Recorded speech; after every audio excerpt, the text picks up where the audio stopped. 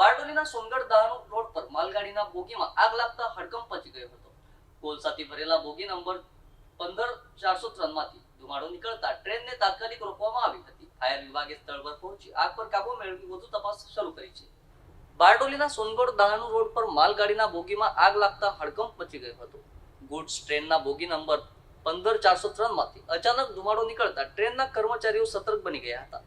ઘટનાની જાણ થતાં જ ટ્રેનને તાત્કાલિક રોકી રેલવે તંત્ર અને ફાયર વિભાગને જાણ કરવામાં આવી હતી.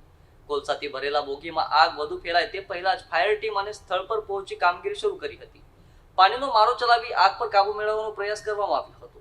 આગના કારણે થોડા સમય માટે રેલવે માર્ગ પર અવરજવરમાં પણ અસર જોવા મળી હતી. પ્રાથમિક તપાસમાં કોલસાના ઘર્ષણ અથવા ગરમીના કારણે આગ લાગી હોવાની શક્યતા વ્યક્ત કરવામાં આવી રહી છે. સદનસીબે સમગ્ર ઘટનામાં કોઈ જાનહાની નોંધાઈ ન હતી અને હાલ વધુ તપાસ આગળ ચાલી રહી છે. મારું નામ અક્ષયભાઈ એમ ચૌધરી છે. હું બારડોલી ડિસ્ટ્રિક્ટ હેડક્વાર્ટરમાં ડ્રાઈવર કમ પંપ ઓપરેટર તરીકે ફરજ બજાવું છું. અમને મઢી રેલવે સ્ટેશનથી એક કોલસા ભરેલી ટ્રેનમાં સ્મોક દેખાયેલ છે એવો કોલ મળ્યો હતો. તો અમે બારડોલી રેલવે સ્ટેશન પર એ ટ્રેન પહોંચી ત્યારે સલામતીના ભાગરૂપે ત્યાં પાણીનો છંટકાવ મારી સ્મોક પર કંટ્રોલ મેળવેલ છે.